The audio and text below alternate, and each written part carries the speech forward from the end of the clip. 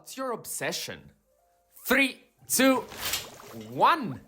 Hello, everybody, and welcome back to episode 246 of the Shower Podcast, the podcast where I'm in my shower and you do you. I'm your host, Chip, and first of all, I would like to welcome you all back, even though it's just a formal welcome, because I'm very happy to see that you followed the whole series that I had planned while I was away. So thank you very much for doing that. And I hope you enjoyed listening to it as much as I enjoyed doing it. My vacations went well. I am absolutely ready and thrilled to be back to this. First episode will be a bit slower than usual because again, it's a bit harder to get back to this as I've discussed many times, but I'll try to do my best. Before we start, as usual, if you end up liking this episode, remember that liking and subscribing really mean a lot for me. They're just one click, but they really, really make the difference. Thank you very much for considering it. So let's dive into today's topic, and it's gonna be a bit of self-reflection and combined with a bit of a theory that I have around the importance of obsessions and how they truly define who we are. The title is really coherent and I really mean and I really believe in it. If you tell me your obsession, I will be able to probably tell who you are and what kind of moment you are living. Let me explore this. So, first of all, I'd like to underline the fact that to me, the term obsession doesn't have necessarily a good or a bad connotation. And this is because the behaviors and the actions that we follow when we are put into a situation in which we are obsessed with something, be it positive or negative, are exactly the same.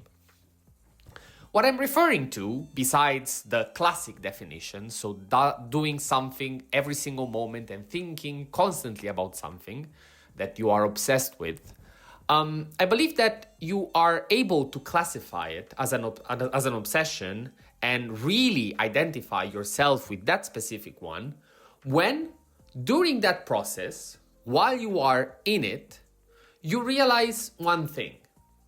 If it's a good one, if it's a good influence, if you are obsessing about something that really means something and can bring you benefit, you will be just happy. You'll have a moment of realization in which you're like, yeah, even though this is taking a lot from me, I see the value. I see myself doing this. I see the reason why I'm obsessed with this. And this can mean many things. It can be a job. It can be a person. It can be a hobby. It can be whatever. As I said, everybody has a different obsession.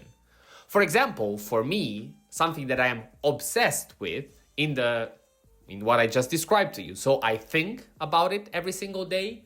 I tend to do it as much as possible.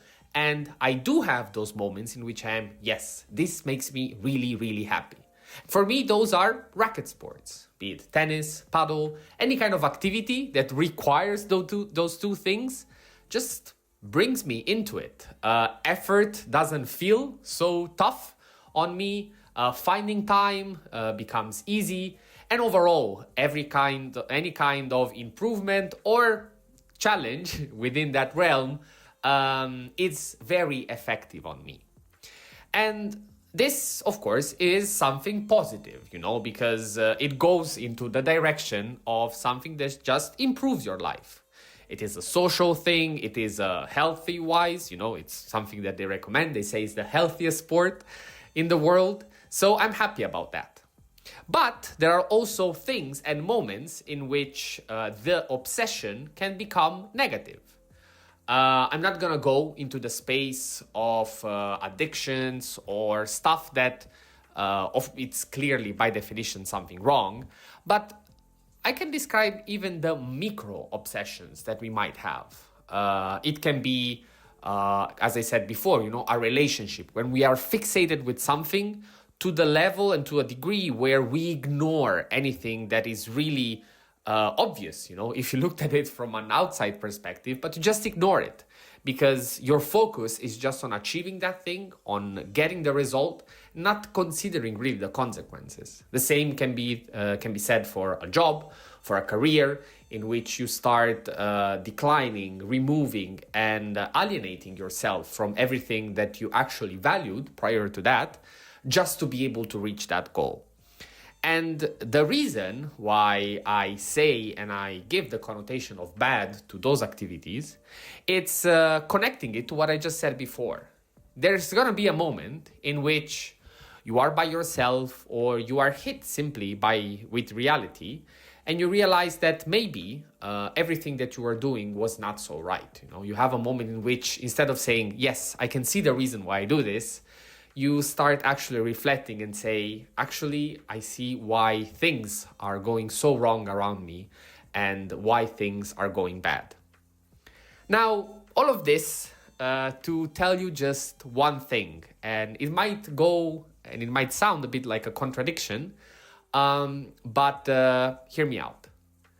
Everybody, you that you are listening, the person around us, the person that live with you, all have an obsession.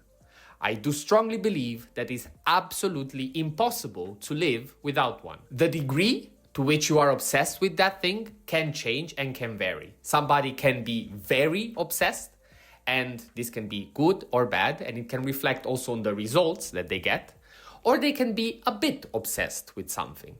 But at the end of the day, everybody should have an obsession. And this is because, coming it and rounding it to the start of the episode, it's all connected to the things that it makes us do. Those things are nice. Those things are good. If you don't give them a description of good or bad, that sense of purpose, that sense of achievement, doing something obsessively just to get to the end result is good. The problem is all in understanding the reason and getting to the core of why you have that obsession. But if you are able to understand that, if you are able to get to the reason, to the core message about and behind your obsession, and you are able to understand and identify it as positive, go with it and don't stop. But that's the problematic part, is that there is a big process in understanding that. It takes time, and sometimes we don't get the chance to do that. Why? Well, because we are a bit too obsessed with it, and it takes a lot of self-reflection to understand that. But my message for you today, and overall what I would like you to take home from, let's say, how is the practice of the Shower Podcast with every single episode, is to think about your obsessions, identify the one that really matters to you, and have that moment of self-reflection. Try to understand what you're sacrificing, how much, what is the value behind those sacrifices, and how you will describe it at the end of the day. Is it positive? Is it negative? The why nots. And at the end of the day, you will understand that without that obsession, your life wouldn't be the same.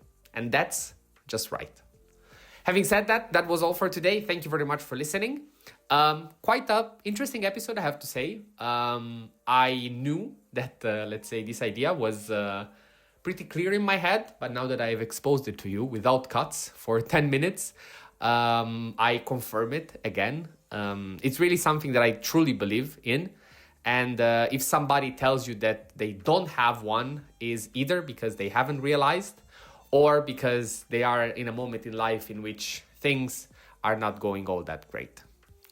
As always, if you ended up liking this episode, remember that liking, subscribing, or interacting with this content in any way, shape, or form is always welcomed. And as usual, you already know it, stay consistent, stay resilient. This was the Shower Podcast, and I'll see you tomorrow.